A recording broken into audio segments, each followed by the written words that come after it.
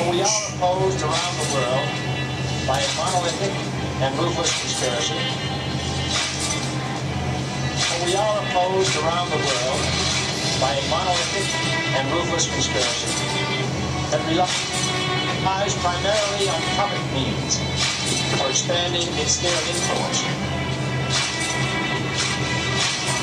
Welcome to the Revolution for Change, live on 105.9 The Radiator. It's the People's Message.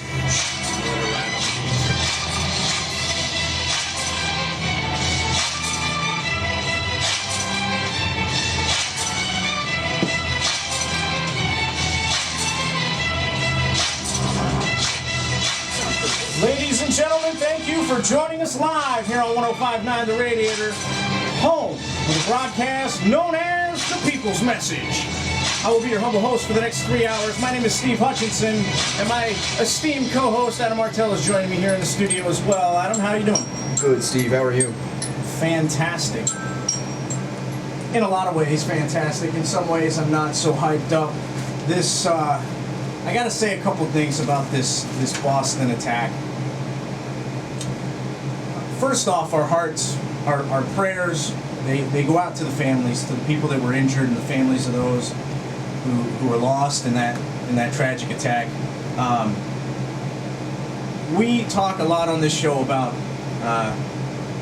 a revolution for change, and ladies and gentlemen, this is not the way to do it. I'm not saying that this is right wing at all. I'm not saying who did it because we don't know. But there's been a lot of speculation in the media as of late that it could have been done by right-wing extremists. And if that is the case, then we frankly do not condone that sort of activity at all here on the People's Message, on the Revolution for Change. What we propose is a peaceful revolution for change. We do not propose violence in any way. These are our fellow Americans that were injured in this attack, that were killed in this attack. And as Americans, we need to get to the bottom of this.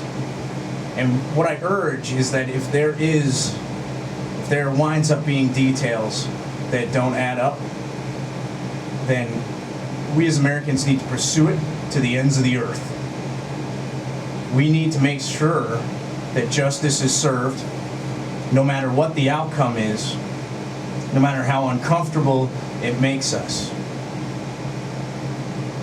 Now, with that said, welcome to the People's Message. Again, I am your humble host here for 105.9 The Radiator, WOMMLP, for the People's Message. Again, my co-host Adam Martell joining me here in the studio. Last week we established the conspiracy known as the New World Order. If you missed it, we have every intention of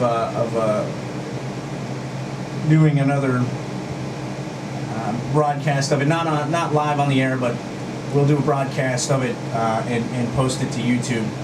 We'll do a video broadcast.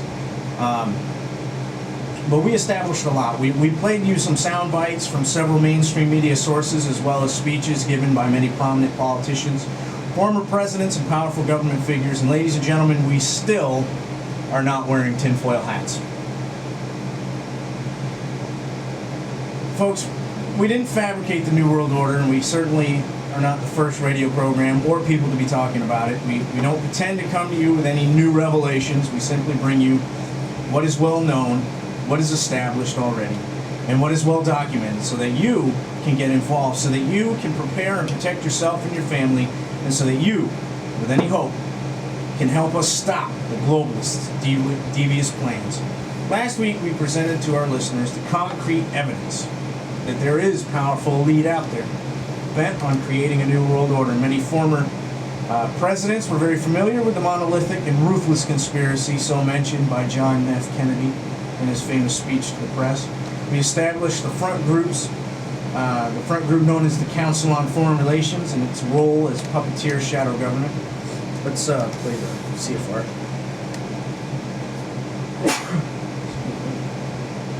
Sorry.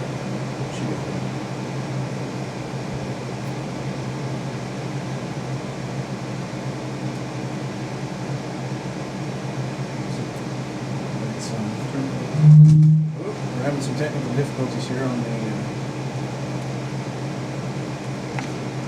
plugged into the ring. There it goes. What about here?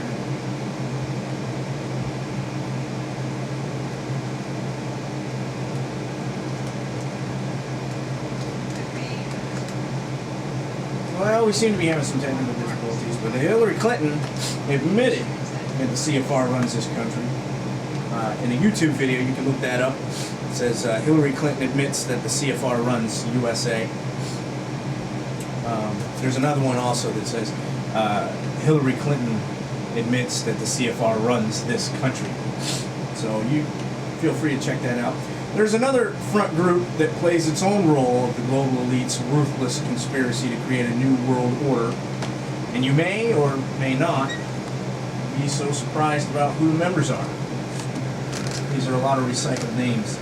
They just keep popping up throughout the broadcast. The Trilateral Commission. The Trilateral Commission is another private entity founded by the Rothschild-backed Chase Manhattan bank mogul David Rockefeller in 1973.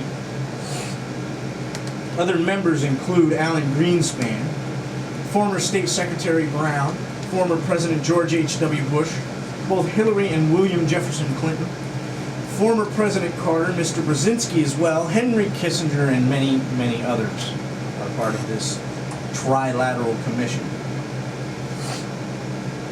Top executives from Xerox, ITT, Exxon, Nations Bank, among others, are members of this elite commission. Some 390 members attend these meetings with business and economic leaders from Asia, America, and Europe to bring private sector leaders together to discuss global issues, bridging the communications gap between the three nations.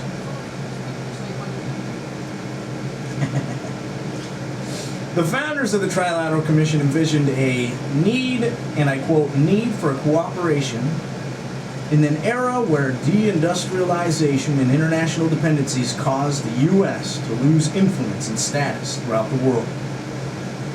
End quote. The term international dependency was soon changed to interdependency and is now referred to as globalization. So whenever you hear the term globalization, which gets kicked around a lot in the world media like the BBC and NPR, as if it's a good thing, what they are actually referring to is the deindustrialization of our country, which led us to be more reliant on other countries, whether it be for our manufactured goods, our reliance on fossil fuels, etc., which causes us to lose major influence throughout the world. But above all, devastated our middle class and negatively affected our economy in ways unforeseen even by the smartest economists. With the rise of our military-industrial complex, which invests heavily on military technologies, which we in turn sell to other countries, and which is gaining strength almost daily, comes the collapse of our working-class economy due to the interdependency or globalization that we have today.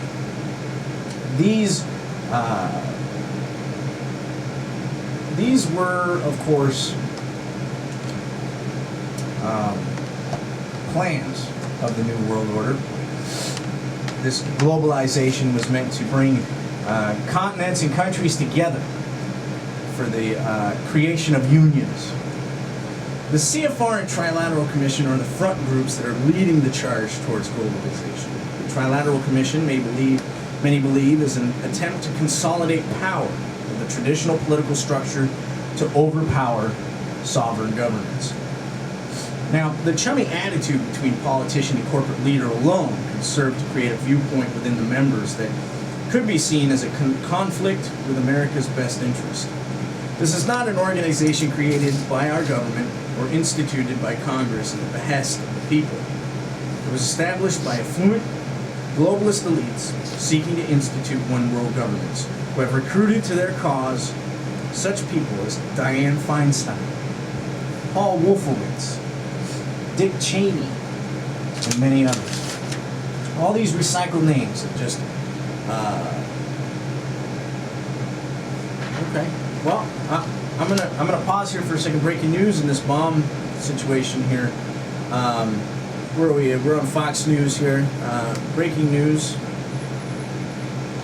We'll just move from the headline I was about to read, but suspect nabbed in Boston Marathon bombing. So we'll be sure to cover that in our current events segment towards the end of the show. But that's breaking news, ladies and gentlemen. If you want to jump on the internet or turn on your boob tube, don't turn the radio dial though, folks, because you're listening to the People's Message here on 105.9 The Radiator. Now, again, this is not an organization, the Trilateral Commission is not an organization created by our government or instituted by Congress at the behest of the people. It was established by affluent globalist elites seeking to institute one world governments who have recruited these members, these recycled names that just coincidentally keep popping up in the same mysterious, secretive groups. Many governments around the world have been so successfully infiltrated and manipulated at this point by these front groups and roundtable groups. It begs to consider if these private organizations are just waiting to be put into place to serve as governing bodies in this New World Order's one world government. It is my assumption that these groups will serve in an official capacity to create policies and laws that countries, in the form of unions, will then be forced to adopt by UN law. Among the roundtable groups affecting policy making and law creation around the world and countries is the Council of the Americas, which is specific to our country, of course. Designed under the pretext of free trade promotion throughout North and South America, David Rockefeller, man, this guy's popular, founded this group in 1965.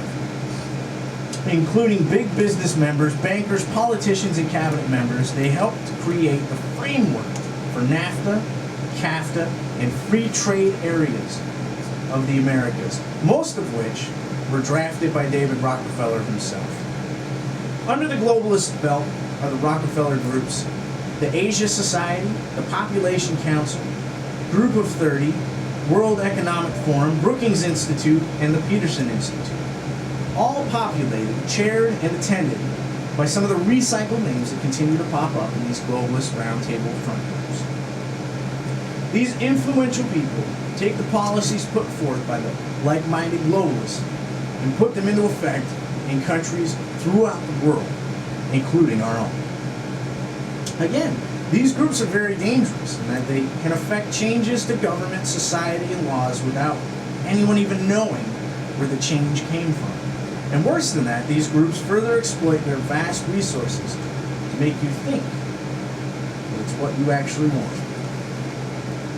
We may erroneously believe that this is society's natural progression, that we're evolving to this point to the betterment of all humankind because it is the natural course of society is taking. The fact of it is, that train of thought is wrong. One, because the course we are headed down is not going to benefit humankind. Leave out the constant bombardment of eugenics practices throughout the world and just focus on the globalization of the countries around the world. The more globalized we become, the further quality of life degrades. Less industry in America means fewer jobs for Americans.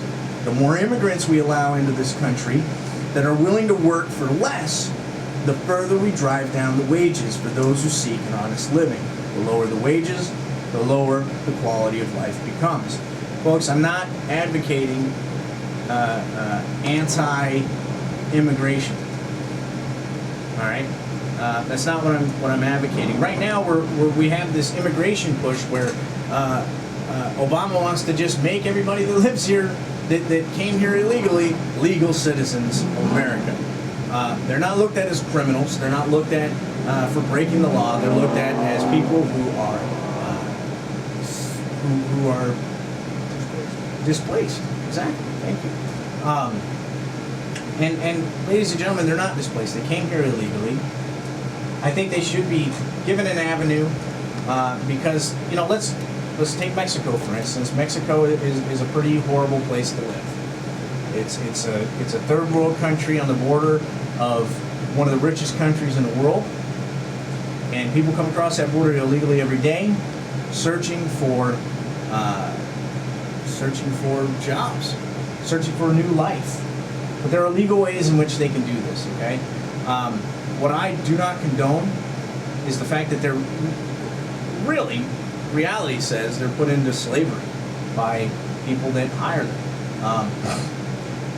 They're paid less wages, they're not protected under the law, and that is slavery, ladies and gentlemen, and it's not right, and I don't condone that. And basically, by them allowing this to happen, and by our governments allowing these people to stay here without going through the proper channels, without going through the proper quotas that we allow here in America, you are essentially bringing down the quality of life for the rest of Americans, because, let's face it, employers want to hire somebody who's going to work for less.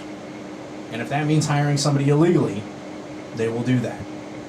Okay? And then that leaves the rest of us unemployed, because we're not going to work for less.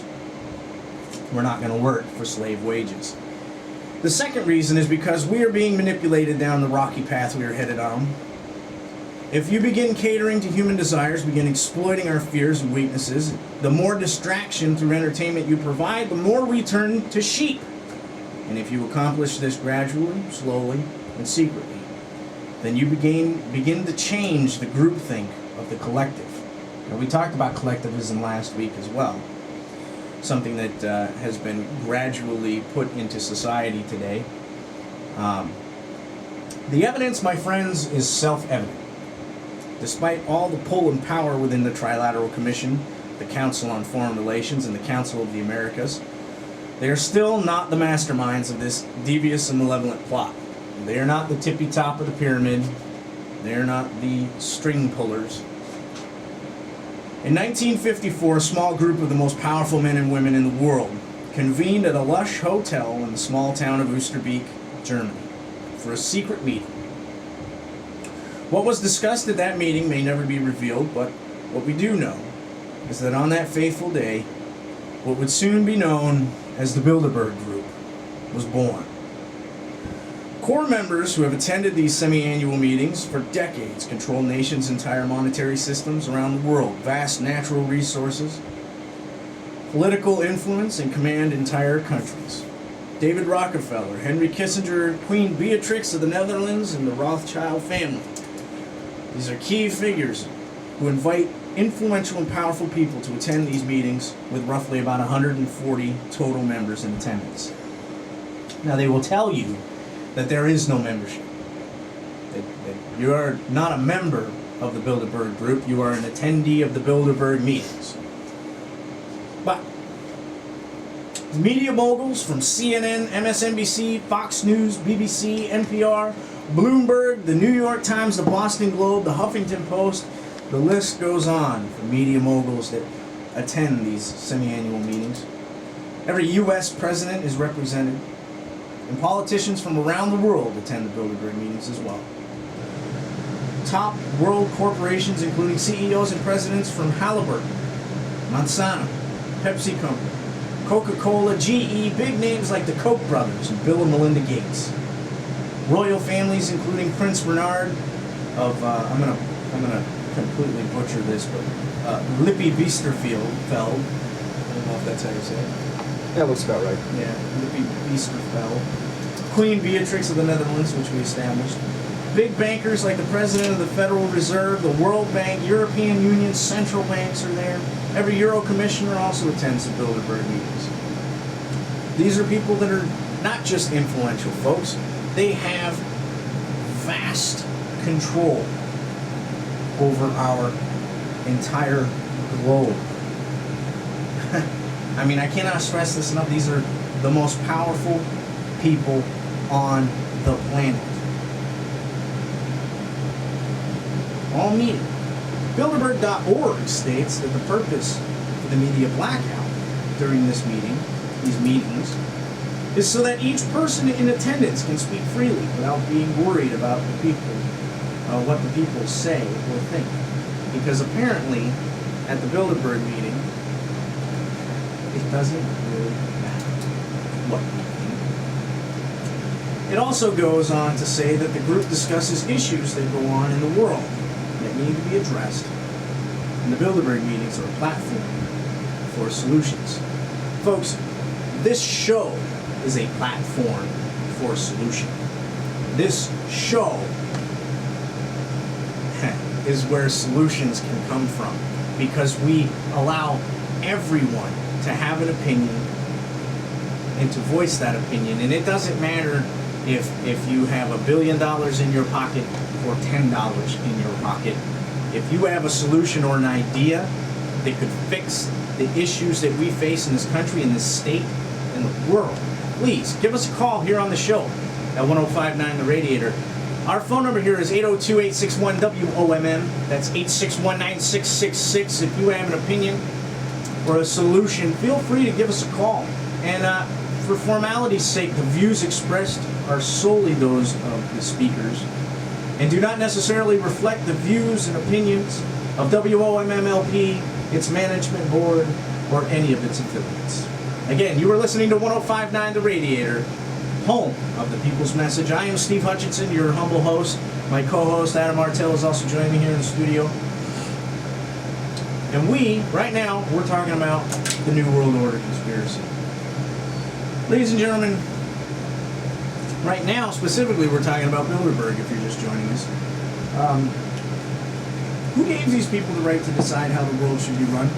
Who gave these people, who are so far removed and detached from the average citizen, the authority to make the decisions on our behalf, or in what they perceive to be our best interest? These discussions enact laws and policies that directly affect the rest of the world, and we have no say in the matter at all, period. As national citizens, as citizens of our planet. How do I know that these meetings affect the world? How do I know that they affect policies and laws that are made? Well, documents released by Bilderberg themselves showed in September 1955, the group covertly discussed in Germany and actually drew up the framework for the European Union. Now, we have discussed the EU here on this show before, and people are suffering from the European Union. Bilderberg chairman, I'm going to butcher his name, Dagman, told the EU Observer in 2009 that the 2010 meeting could, and I quote, improve understanding on future actions in the same way it helped create the euro in the 1990s. Quote. In 2008, Bilderberg was holding their meeting in Chantilly, Virginia, just down the road from where an excited press corps was boarding a plane to fly back to Chicago with then-candidate Barack Obama. Suddenly, the press corps was locked in the plane, and Obama was nowhere to be seen. This is a video from CNN. It's off YouTube that we found, of the press corps asking Obama's handler what is going on. Go ahead and play the video. If you would be so kind. Some of the nominees in the past has always been that they have at least a press pool with them at all times. Is there a reason why we didn't go with him in the motorcade all the way? This is what we're out here for. Now we're on this plane with no candidate. I understand that there was a desire to do. The man speaking is Robert Gibbs, and he's Obama's what we're doing here tonight, press secretary. It wasn't an attempt to deceive in any way. It's just private meetings. The position of the press corps when there is a general election candidate, and right now it is a general election, is that they're treated the same way the president is. If the president goes bike riding, we go with him. If he goes out to dinner or goes to visit a friend 3 blocks up the road, we go with him in the motorcade. Right. And that's the expectation in a general election, and that's the way it's been with previous candidates, Don Kerry, George Bush, when he ran. I mean, that's the way it's done. So why are we diverging from that? And we would have been happy to sit on the runway. We didn't have anything better to do other than do what we're paying to fly this plane for, which is to cover the candidate. Again, I understand. Again, there was a desire to do some meetings tonight that he was interested in doing and others are interested in doing, and to do them in a way that was private. Why planned the better part of the day, or was this something that was planned out? I don't know the exact time. I was. I don't remember when I got notified exactly when everything was going on. Before the press left. At that point, I can go look at my BlackBerry. I don't honestly remember, and I want to make sure that I give you the information. Who notifies you about a meeting like that? It generally would have been set up in Chicago. Robert, why were we not told about this meeting and that the senator wouldn't be on our plane until the doors were shut and we were about to taxi to take off? Again, we had a desire, Senator Obama had a desire to do some meetings. Others had a desire to meet with him tonight in a private way, and that's what we're doing.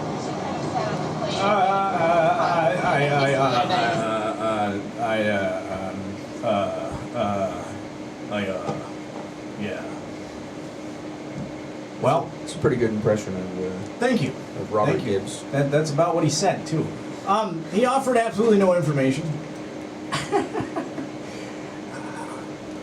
What can I say, folks? I mean, this guy's he's hemming and hawing because he has no explanation, because he can't tell the press who these secret meetings are being held with.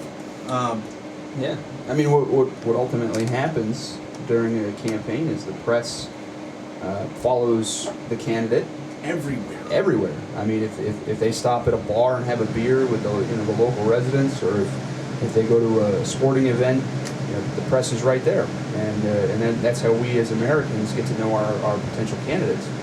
And in this particular case, the press were lied to. They were told that Obama was going to some type of campaign meeting in Chicago, and they got the press on the plane. They closed the door. They started taxiing out, and then the press secretary came out and told them, the president's not coming with us. This was, in essence, a diversion to get the press away from Obama. So they stuck him on a plane. They locked him in a plane and started taxiing off the plane. And then they realized, hey, where's President Obama? He's not in the bathroom. Or President Obama? At the time, it was candidate Obama. Right. Where's Obama? Where's Barack? He's not in the bathroom. Where is he? He had some meetings. The press is there to keep us informed, ladies and gentlemen. It's protected by the First Amendment right. Congress shall make no law respecting an establishment of, and I'm just going to read you the whole amendment. Congress shall make no law respecting an establishment of religion, or prohibiting the free exercise thereof, or abridging the freedom of speech, or of the press, or the right of the people peaceably to assemble and to petition the government for a redress of grievances. Ladies and gentlemen, the press was, in a roundabout way, their First Amendment right was violated. Our First Amendment right was violated in a roundabout way. Pretty sad. Moving on. Like we just said, the Bilderberg Group just happened to be having a meeting down the road from where that took place, and the press, of course, the sudden deviation from the original plan was quickly swept under the rug, and the deaf, dumb, and blind of us were misled by the pathological liars known as the media once again.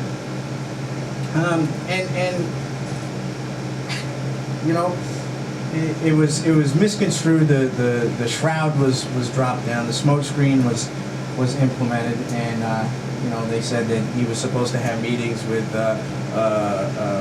Miss Hillary Clinton, and that they were going to do this and that, and the meeting never took place here. It took place somewhere else, and there was just all this junk thrown into the media so that you and I would be thoroughly confused and not know what was going on. Again, this New World Order is not the natural function of governments or people working together progressively to accomplish the goal of a one-world utopian society as the elites would have you believe. It is the power mongers themselves who are guiding us into believing that this is what we want. Multinational corporations, globally connected central banks and private banks, global intelligence networks, all controlled by the puppet strings dangling from the fingers of a handful of global elites. Under the veil of national security, they have circumvented our Constitution, and through black ops, they have successfully consolidated the world power over the last several decades. Global corporations not only control, fund, and develop military technology, they also control consumer industry and production.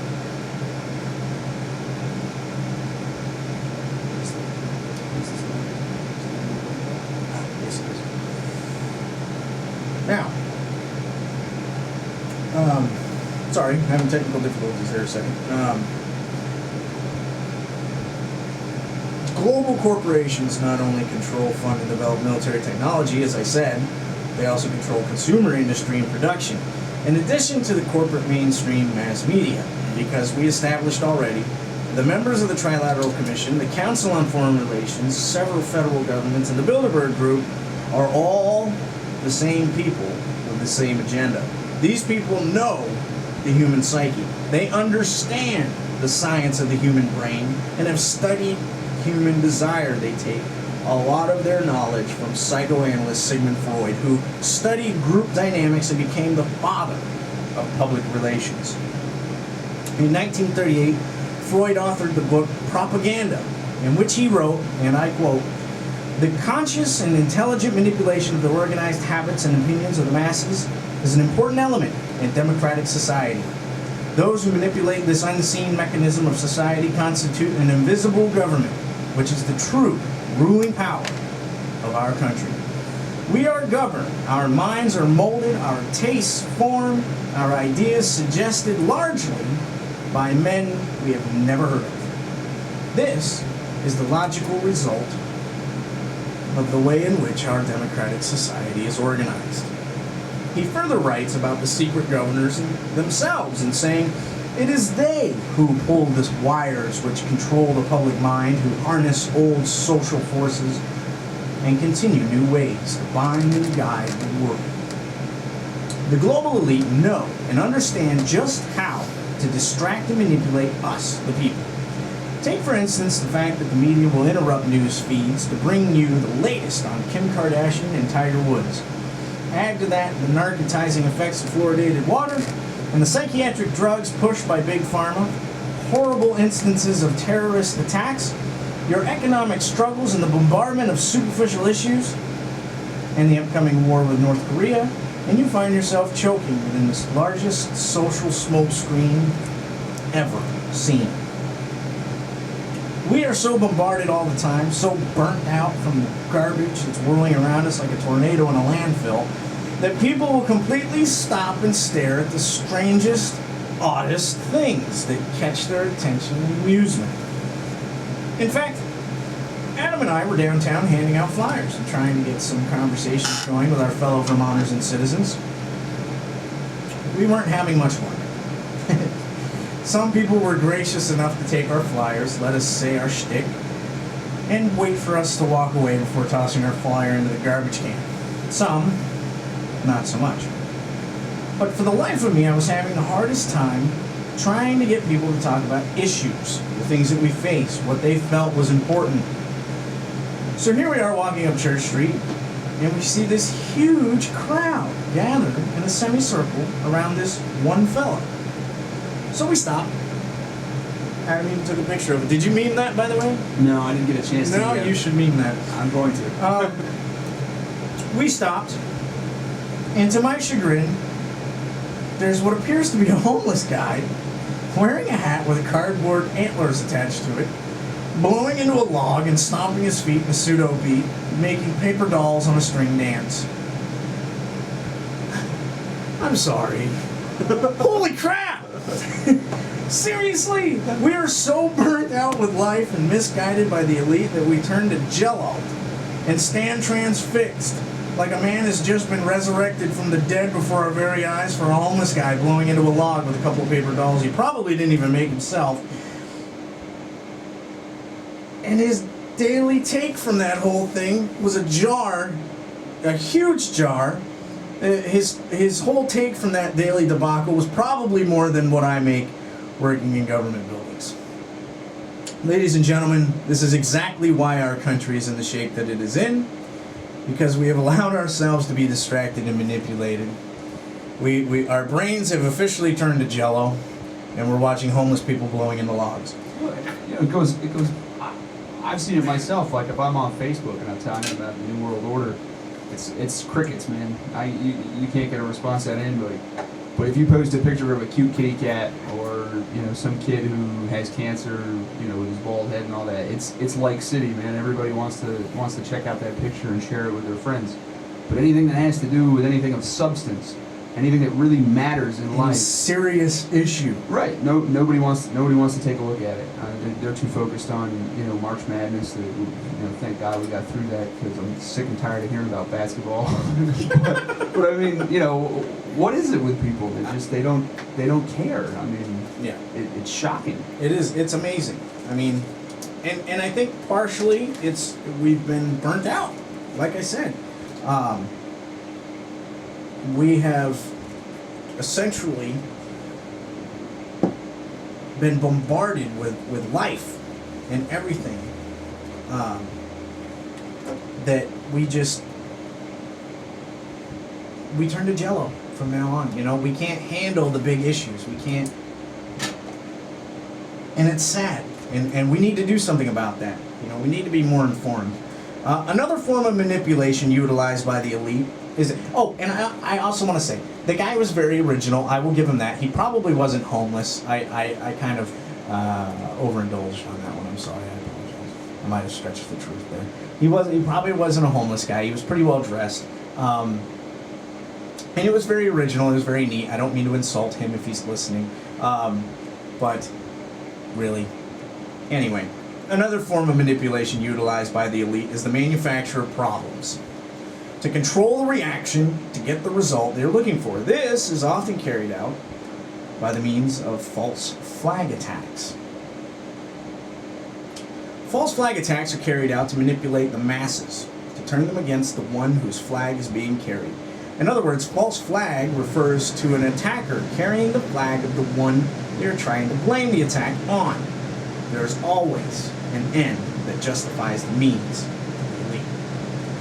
Hitler used a false flag attack to seize power of Germany when he purposely burned down the German Capitol building and blamed it on a mentally ill homeless man, stating that it was a lone wolf domestic terrorist attack. The Tonkin Gulf incident is a prime example of the U.S. utilizing a false flag attack to involve us in the Vietnam War. It was reported that our ships in charge of peaceful security in the region were fired upon by Viet Cong soldiers. Can we play the clip that we have? We have a clip of Mr. McNamara sitting with a Vietnam.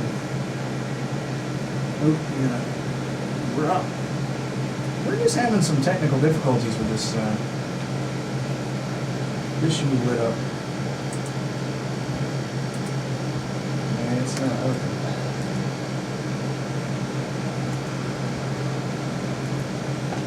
Can you pull it up on the big computer? Yeah. This is an important clip, so I'd like you to hear it. It doesn't validate, but it shows the proof that the Tonkin incident was a sham that was concocted by the U.S. government. Now, it was later found that the NSA and the CIA falsified reports on the incident by command to gain U.S. entry into the Vietnam conflict.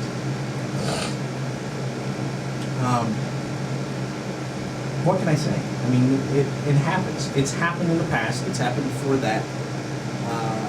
We're going to get this clip going here, I guess. The war that shaped a generation in the United States continues shaping Robert McNamara's voyage of discovery to Vietnam. CNN's Tom Mintier reports on the former U.S. Secretary of Defense's first visit to Hanoi.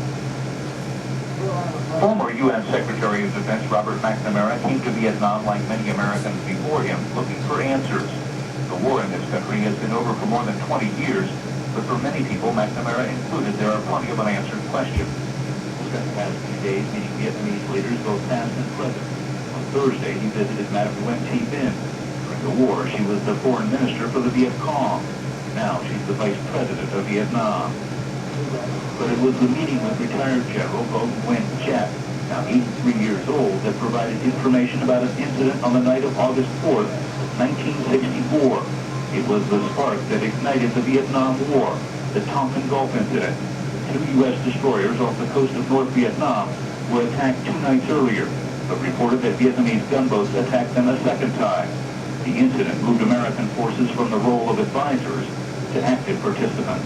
As Robert McNamara sat with General Jia, he apparently couldn't resist asking one of the few men in the world who would know if the attack on the destroyers ever happened.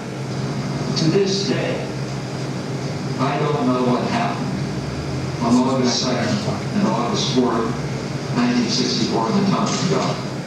The general provided the answer, saying his Navy attacked the Maddox on August 2nd, but on the 4th, nothing happened.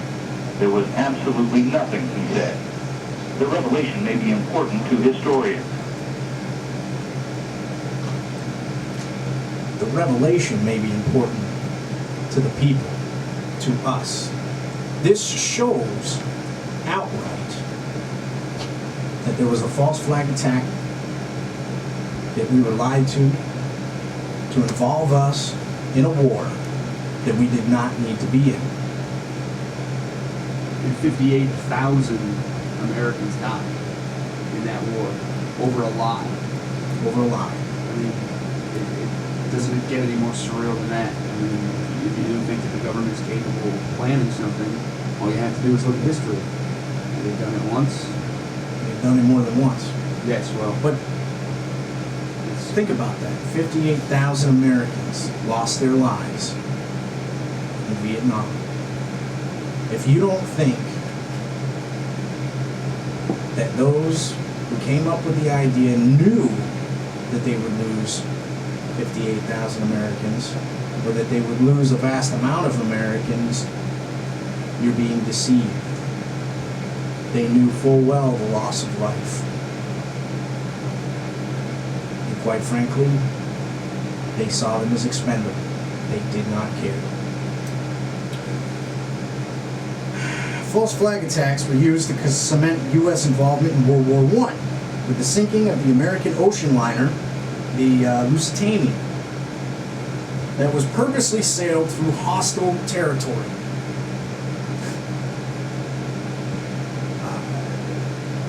There was even disclaimers saying that you would be sailing through a war zone. Why would the American government allow an ocean liner to sail through a warring, hostile waters? It's mind-boggling. We were prompted into World War II. Oh, and that was the single act that got us involved in World War I, by the way. We were prompted into World War II by an imminent attack our government knew was coming at Pearl Harbor. Documents show that the Japanese communications and coding had been cracked 2 weeks prior to the attack on Pearl Harbor, and that intelligence was presented, but nothing was ever done about it. The military chalked it up. Well, not the military, the government chalked it up to a mistake. A mistake that cost thousands of lives and drove us into World War II. A mistake that wasn't an accident at all, but a calculated attack that was not only forewarned, but was actually instigated by the president. You see, hostilities were shown to the Japanese to instigate this attack so that we would be forced into World War II. False flag attacks are still being used today to further the military-industrial complex and to further the agenda of the elites and to keep the people in fear of invisible enemies. They are also used to demonize groups that oppose the New World Order and to further erode civil liberties. this was the point on Monday morning while preparing. This was the point. Monday morning, okay, when I was preparing this particular section. As you know, last week I announced that we would be discussing some false flag attacks in my rant. And Monday morning I was working on some of this. Sunday night and into Monday morning I was working on some of this. I didn't know. I was preparing this material for the show, and I said eventually that I didn't know when, but a false flag attack would be carried out and blamed on the Patriot movement. Now, don't freak out. I'm not definitively saying that the Boston attack was a false flag attack. We don't know yet. Apparently they have somebody in custody. It is, however, sad that we have seen so much discrepancy in prior attacks that we have to question events like this. Did you ever find the audio for the mainstream media? I was listening Monday evening to NPR, and they had because again I like to listen to all media, all talk shows, just to get a grasp for what they're talking about.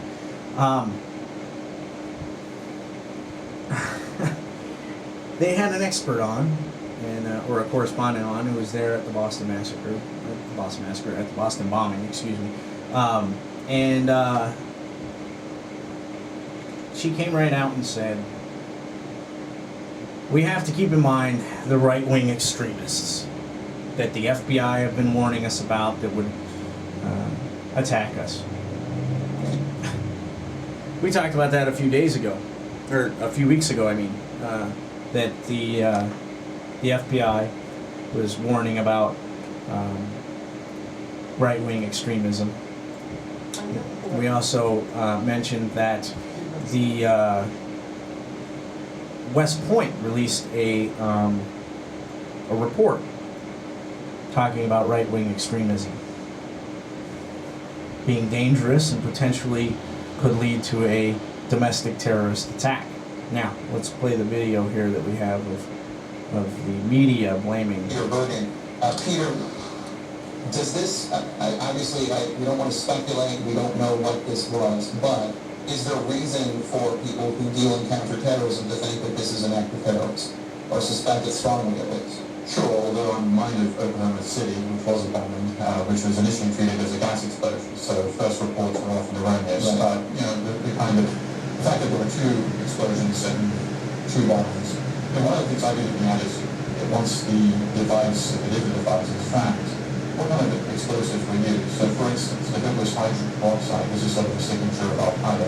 If it was more conventional explosives, which are much harder to get hold of now, that might be some other kind of right-wing extremists. And we've seen a number of failed bombing attempts by Al-Qaeda using bombs, radicalizing, for instance, Manhattan subway in 2009, Faisal Shahzad in Times Square in 2010, the attempt to bring down the Northwest Flight 253 over Detroit in 2009. But we've also seen other extremist groups, right-wing groups, attacking, for instance, trying to attack the Martin Luther King parade in Oregon in 2010. So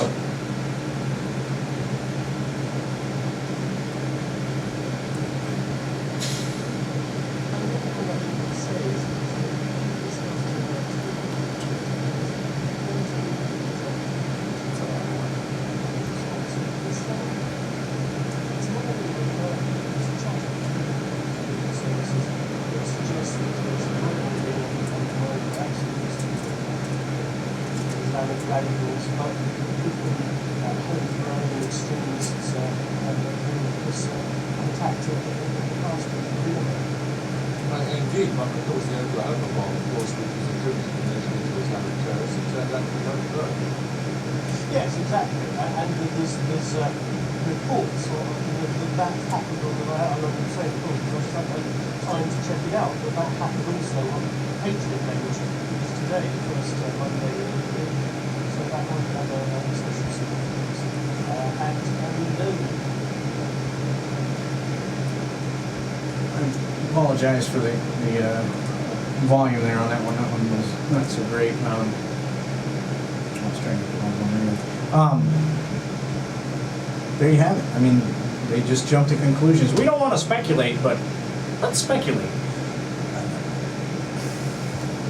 Many still believe that Timothy McVeigh, the man just mentioned by the BBC, he still believed that he was a right-wing lone wolf extremist who blew up the Oklahoma City building on Patriots Day because of his dissatisfaction with our government. However, those closest to the event, well, they told a completely different story of the events unfolding that day. Congressman Charles Key presented evidence that there was more people involved in the bombing. The Justice Department conducted an investigation and deemed that John Doe did not exist, even though there were eyewitnesses and explosives were found in the AP Mara building in downtown Oklahoma, according to Governor Frank Keating in a news interview. Members of ATF reported being tipped off to the incident 2 hours prior to it when they all received pages on their pagers telling them not to come into work that day. Bomb squad vehicles were also witnessed in front of the building prior to the explosion. McVeigh wrote a letter to his sister, which was printed in the New York Times, that said that he was, and I quote, recruited by the CIA to help fly drugs into the U.S., and that they were trained as government-paid assassins. This, of course, was brushed off as the disillusioned rants of a madman, until a film of McVeigh surfaced later of him at Camp Grafton, military training center in North Carolina. McVeigh was just discharged from the Army Reserve over a year prior. The most disturbing thing was that Grafton was training soldiers in explosives at the time of filming. Security tapes that had reportedly caught the entire incident on video were promptly rounded up by the feds and classified. They were finally released to the public in 2009, yet not one of them caught the actual explosion. Sorry about that. They were released to the public in 2009, yet not one of them caught the actual explosion. The excuse? The tapes were all being changed out at the same time. The event was deemed right-wing domestic terrorism and used to demonize critics of one world government, militias, and used as a scare tactic to keep the general population in fear and suspicious of their neighbors and anyone else with a right-wing opinion who was dissatisfied with our country and where it was headed and how it was being shaped. Well, that is where I'm going to end today. Certainly tune in next week because we're going to continue in part 3 of this important series where we will further discuss false flag attacks. And we'll talk about some of the strategies the globalists are using to further their agenda of a new world order. You were listening to The People's Message on 105.9 The Radiator, WOMMLP, Burlington, Vermont's community station. One thing I love about 105.9 is the fact that it is a community station. It provides Burlington with a feel you cannot get anywhere else on the dial. We here at The Radiator are a part of and care about the community here in Burlington. No one on this station gets paid to be here. It is solely by choice that we here at The People's Message volunteer our time to present to you information not readily available in the mainstream mass media. So rest assured that we do not represent any corporate interest or sponsor and have no reason to lie to you about the topics of discussion we choose to talk about, nor the information we present. The views that are expressed are solely those of the speakers and do not necessarily reflect the views and opinions of WOMMLP, its management board, or any of its affiliates. We in fact encourage our listeners to be proactive when it comes to being informed. Do your own research. Follow up with the topics we discuss after the show for your own peace of mind and knowing, because an informed people are empowered people. Empowered people are motivated people, and motivated people affect real, lasting change. Well, let's talk about some current events a little early before Phil Carlton gets on the horn here with us. I'm not sure if he's going to be calling or showing up here at the station. Last week we had a problem with communication and filled in calling the show. But this week I texted him and we got that all straightened out. Hopefully he'll give us a buzz. I haven't heard from him yet, but he should be down in Montpelier, finding out what's going on. Phil Carlton is our Montpelier correspondent, and we talk about what's happening in Montpelier. But and that's very important, I think, to talk about what's going on in Montpelier. I think it's very important that we get involved with our local laws and local government. So, Adam, what do we got right now that's breaking news? The only breaking news going on right now is the fact that they made an arrest. I can't seem to find a name, which they probably haven't released yet. But basically, what's happening is that they have made an arrest. We don't know who. We don't know if this was just a lone person or a member of a group. I don't see anything being talked about as far as if he was an American or if he came here from another country. But somebody was arrested. That's what they said. And now you have CNN saying no arrest in Boston. Well, is that old? This, I don't know. Reports differ on custody. Is that the? This is why I tend to get my news from foreign media as opposed to our media, because they're horrible. It's hard.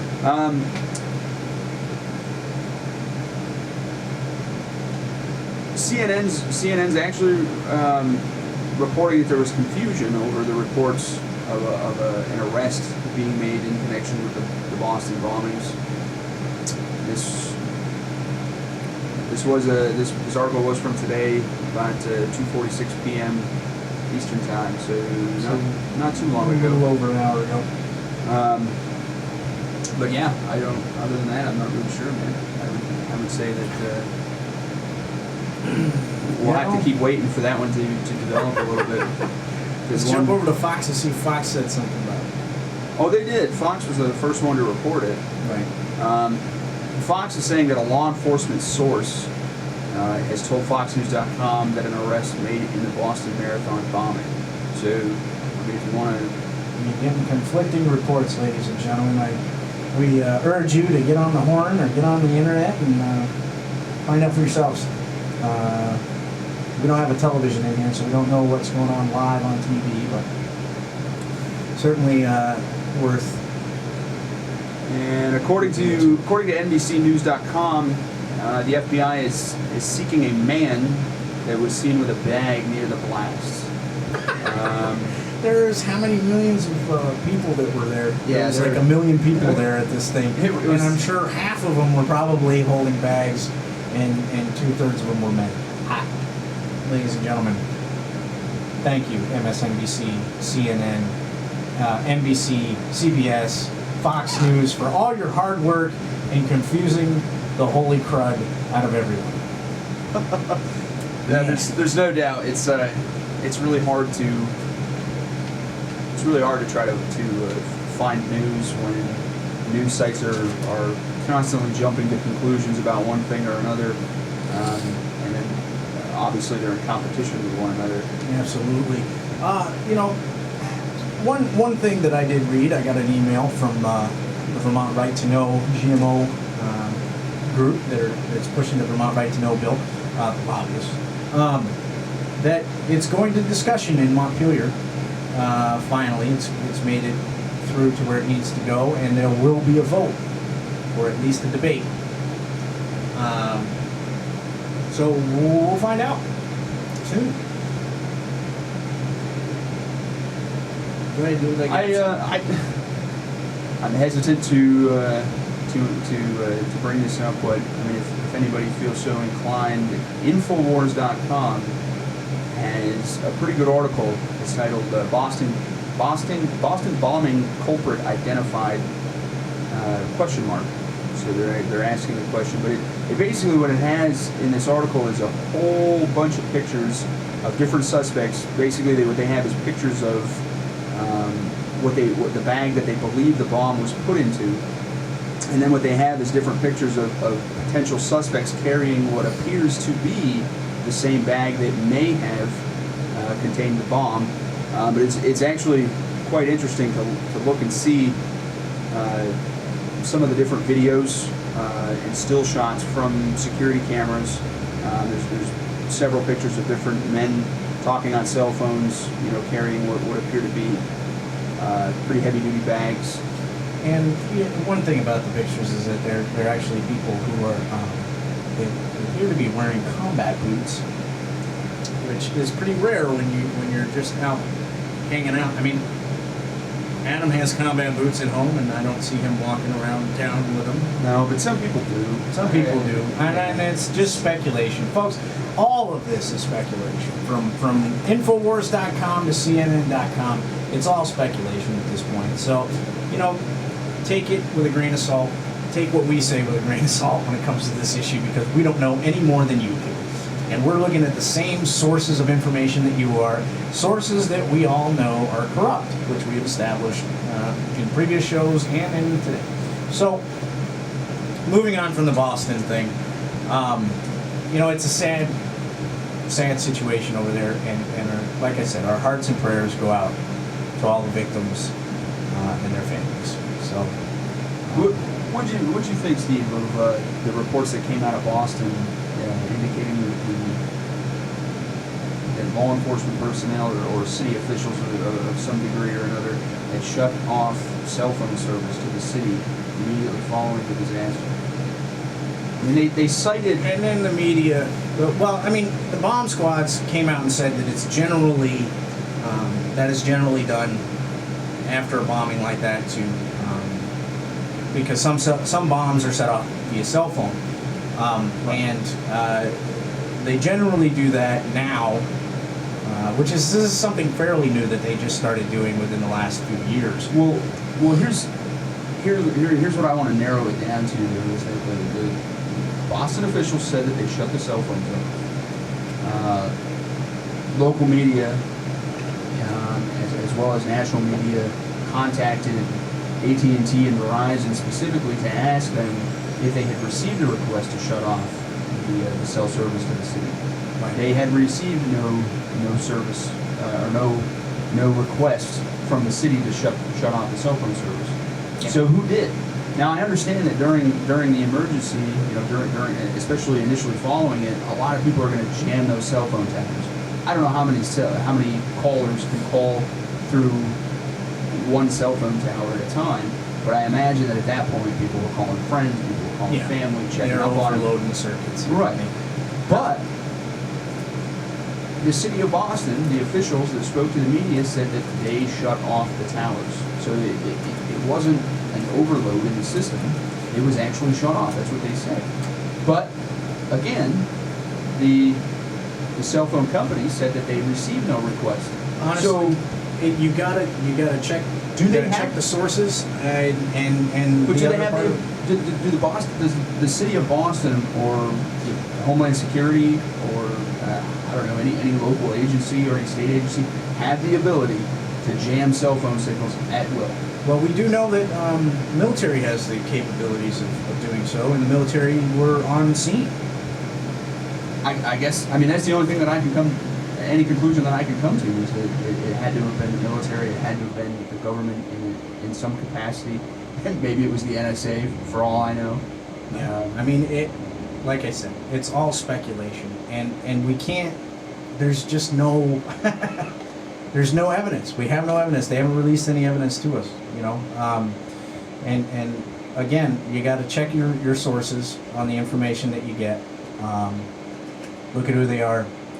If you have an opinion, if you want to call in and talk about this, if you just want to vent, get it off your chest, if you were there, whatever, give us a call here at the Radiator Studios. Our phone number is 861-WOMM. That's 802-861-9666.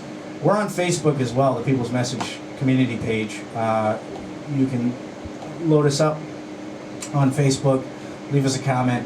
And we'll try to get back to you. We're on Twitter as well at the People's MSG, People's Message /Twitter.com. check us out. Follow us.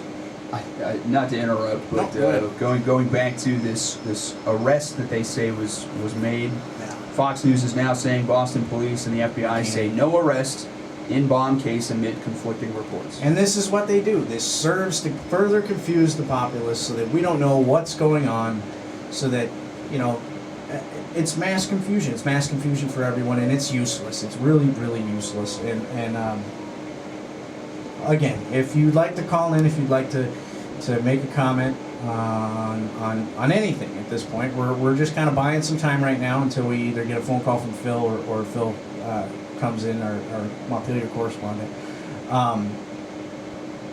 Our phone number is 802-861-WOMM. That's 802-861-9666. The views expressed are solely those of the speakers and do not necessarily reflect the views and opinions of WOMMLP, its management board, or any of its affiliates. My name is Steve Hutchinson. I am your humble host for the next, we got another 2 hours left. And you are listening to 105.9 The Radiator, WOMMLP, and this program is called The People's Message. Again, it's hard to say what's going on with the Boston incident.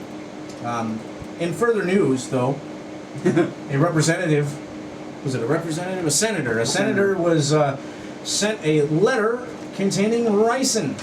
Mississippi senator, I believe. A Mississippi senator, yeah. Can you find his name somewhere? I forget his name. But also, breaking news, President Obama was also sent a letter containing ricin. This is pretty reminiscent of post 9/11 atmosphere when they were sending anthrax around. Yeah, makes you wonder. I don't really see the point. Like, why would anybody want to send ricin? Why would anyone want to bomb the Boston Marathon? I understand that. What is the goal here? We don't know. In the sense that, you know, I mean, if you're a crazy person, you're trying to hurt people. That was a successful bomb. There was obviously in that person's mind a point to what they were doing. But this ricin thing, I mean, since the what was it that they were sending the letters? Ricin? No, anthrax. Anthrax. Anthrax. They were sending anthrax to people who the federal government took steps to make sure that all of the letters that go to senators and congressmen and they get checked. authority. They get sent through a processing center and they're checked before they're open, and that it's a statement. The whole thing has got to be a statement. Well, and it's obviously someone who is upset with government.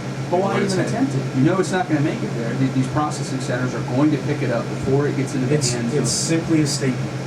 Look what I did, and this is why I did it. And honestly, folks, this does not help our cause one bit. If it is somebody who ascribes the same beliefs that we here, that Adam and I do, I can't vouch for Phil,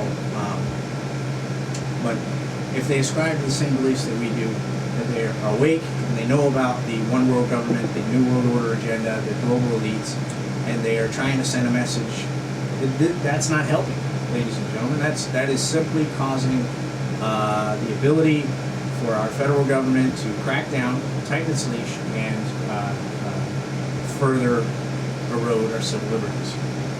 Because when things like this happen, that's what happens. That ultimately ends up being the result, is we slip further into tyranny.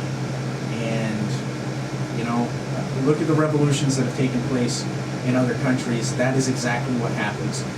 The minute you stand up and start fighting with violence, you push the regime, or you push the government to take violent courses of action. Also, what is the point in hurting innocent civilians? These are the very people that we are trying to wake up. These are the people that we are trying to help. This makes no sense if it is right-wing extremism. It doesn't help the cause at all. And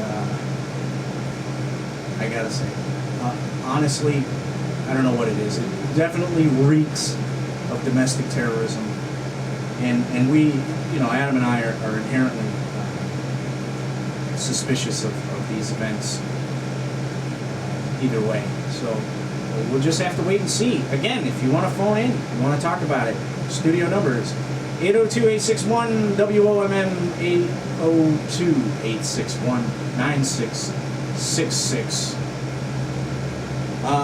What else do we have in the news going on now? Well, the Bitcoin that we've been following. Actually, it was you who told me about this. It took a dive. What was it, last week, right? Yeah, took a giant leaping crash off a short cliff. It almost got cut in half, didn't it? It was up to I think the last time we talked about it, which was last week, it was, 250, something like that? Yeah, it was like 260 a coin, and then it dropped drastically. Maybe you can look that up, see how much the Bitcoin is worth today. Yeah, it was a bubble, as we predicted. Well, it's not necessarily dead yet. I mean,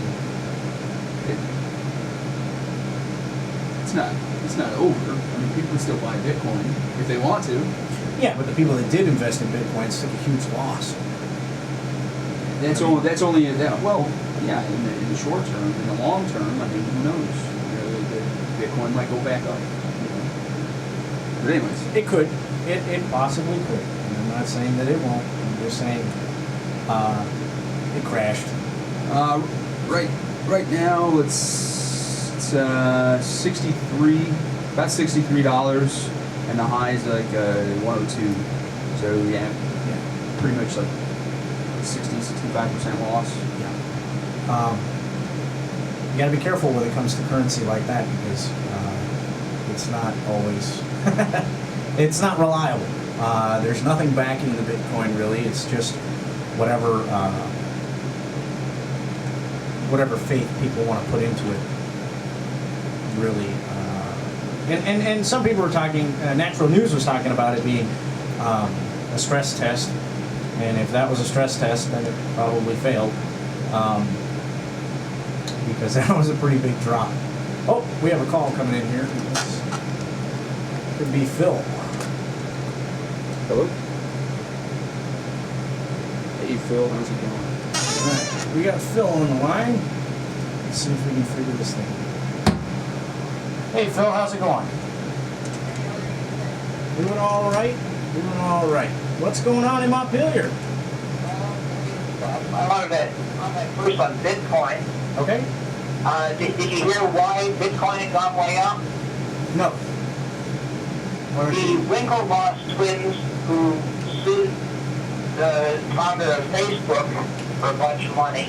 Okay. Because they said that he cut them out of Facebook, got interested in Bitcoin. And so they started pouring tons of money into Bitcoin and basically, artificially changed the market. Right. And what happened was they dumped some of theirs, I guess, and the whole thing collapsed. Right. So it's just a classic case of market power. Yep. Absolutely. It's market manipulation. It's exactly what used to happen in the stock market in the 20s. Yeah, or it happened, in the home mortgage market. Yeah. Yep. That too. All around here just a few years ago. So yeah, it's basically just a fake market. The interesting thing about that is that people who started Bitcoin said that it would be totally immune from that because of the way they had set it up. And of course, the first time somebody jumped in and started speculating, everything got screwed up. Right. And the interesting thing about that is that 85% of the energy futures trading is not by anybody who has any interest in actually owning or selling oil and gas. Really? Yeah, it's just people who are betting on whether it's going to go up or down. And so one of the reasons our costs are so high, for one thing, there's OPEC, which artificially limits the market. Right. But then there's also the speculation, which is having a lot of influence in the market. Most of the market trading is just, people make the bet one way or the other. We don't really have a stable market.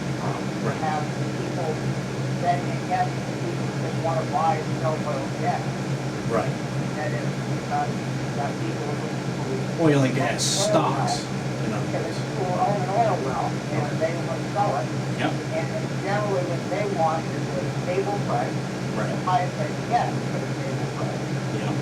And when you have speculators getting in the market, what happens is the guy who actually pumps the oil out of the ground gets a lesser share. And the money actually disappears somewhere in the middle of the chain. And the person who actually puts the gas in their vehicle gets a terrible price. I think maybe a high price.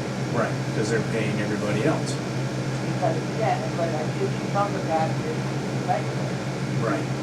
So, maybe the people who do all the work get even 2/3 of the price of their own oil. Right. Somewhere along the line. But then another third goes on to somebody who hasn't done any work at all. Yeah. But has really just The middleman. a computer program or conspiracy. Right. Basically, bet one way and then try to make sure that happens the way they want. It's like a shell game, where first it's a shell game, then you have this honest gambling thing of any spot that's key into the shell. It's all about, how you rig that contest. Right, so that you come out. The game, but it's really just you taking your money. Right. Giant Ponzi scheme. So, anyway, that's what happens with Bitcoin, that's what happens with the energy market. We don't really have that many free markets, unfortunately. No, they're all easily manipulated, for sure. Anyway, what's going on in Montpelier today, they're basically hacking up bills and arguing over the final budget question. That is, there are bills before them, and the Senate may have passed one side of it, and then the House is saying, well, that's not quite the first. So on. And then tries to fund it. So I sat in on the Senate Health and Welfare Committee today, and they were talking about, the first interesting thing is that the last Senate appropriations never went back and consulted health and welfare about appropriations. So the chair of appropriations didn't care what health and welfare thought. Right. Just, voted appropriations as or put appropriations as he thought appropriate or his thought appropriate. Right. So this chair of the committee thinks that, health and welfare should be given some input as to the money that they decide to appropriate, that's where it goes. So she's back and asks health and welfare, okay, give us a priority list here. Right? You can't fund everything that's the first thing to get done. That is not get funded. Right. And the thing is better. And that was for those concerned about it. Because on the one hand, the committee was appreciative of the fact that they had some input. Right. On the other hand, some of the cuts that have been proposed, they consider to be illegal. In particular, from budgeting for the Department of Disability Education and Disability. Okay. That's talking about people who are pretty well treated, are marginally able to support themselves. And so one way or another, it's just a hand. Like, the people who have mobility problems, and it's just a bit of a hand in the house to make sure that they can do the things to their home. Yep. Or, whatever sort of help they can do. So, health and welfare is saying, well, some people's requirements have been passed a lot of frequency, saying we can't do type of people. Right. And so what they were trying to do was trying to figure out how they could word it strongly, but not just so one. Right. Appropriate committee just doesn't have to. Right. Yeah, exactly. Yeah, so it's tiptoeing on eggshells at this point. Yeah, you don't want to burn your bridges. Right. You want some reports to come across the either. Right. Exactly. Yeah. Now, does this encompass like monetary help, or like giving the disabled money, or is it specific to just providing them with nurses and things like that?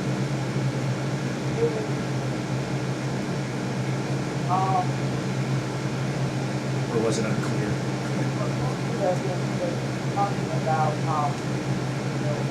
basically health care for like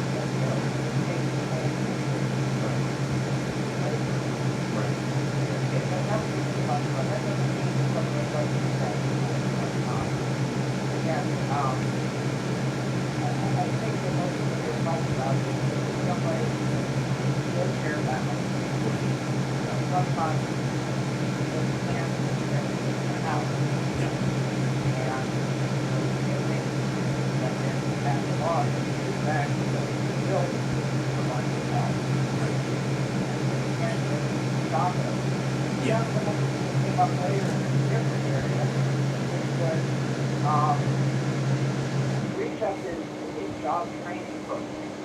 Yes. And basic idea is that people get a certain cash assistance, but they have to be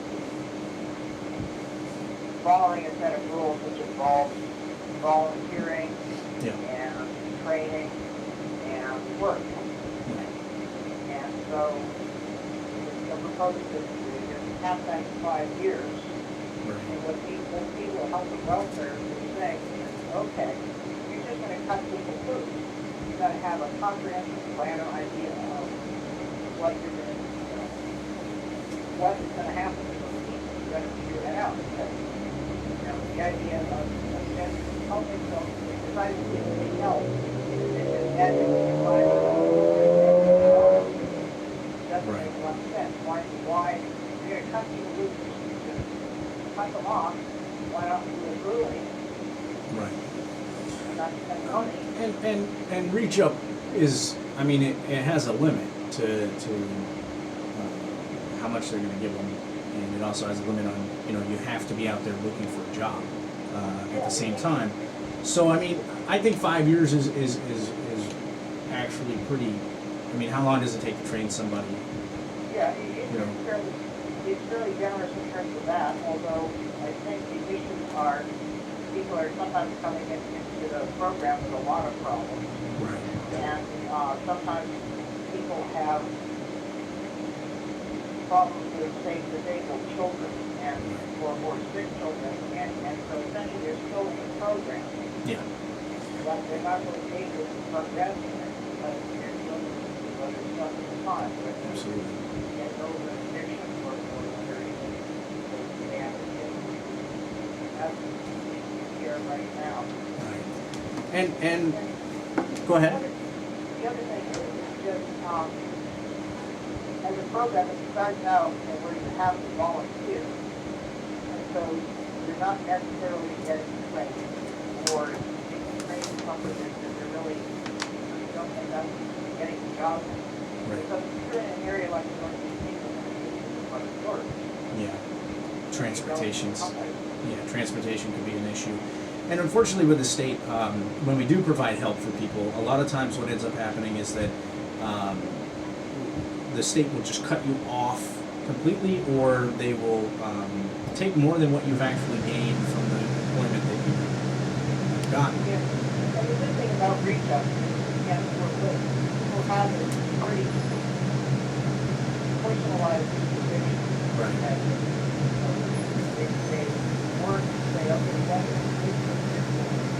problem, what people work around child and yeah, okay, you have technology, we're going to have to help them something. It doesn't make you outside of that company. But what they need is to make sure that you get some time out of your home. And so that's the sort of thing you need to deal with the high school problem. Yeah. But at any rate, the thing is, that they can well have to figure out what is going to happen, and that's the analysis of the candidate. If that were possible, you never have to program in the first place. Absolutely. But if they don't have figured out, then we try to do something negative positive. What happens in the end, and that's Right. that's really, I think, maybe we can try to do that. Yeah. Try to get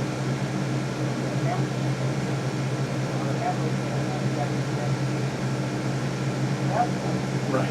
And I believe that it's commendable, and I believe that it's certainly a useful tool. It's just there needs to be, in my opinion, more focus on getting these people job training and things like that that will actually help them to succeed. You know, instead of teaching them how to fish for a minute and then handing them another fish, why not teach them how to fish to sustain themselves? Yeah, the problem is teaching how to fish, and they have to live in the open desert, you know. Right. Time. Absolutely. That's kind of a chicken and egg thing where, there's a problem that there really isn't much in the way of jobs. Right. And you gotta be working on that at the same time, but then the jobs, there's like whether it's civil engineers, technical work. Absolutely. So it's kind of, it's not easy to kind of lose that, you know. Right. I think there's avenues in which you could offer corporations and companies incentives to train people. Reach up does that. Right. Reach up actually has,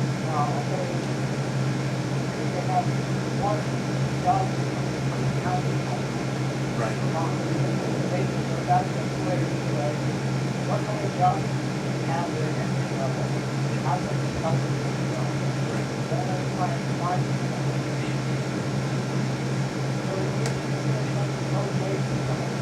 Right.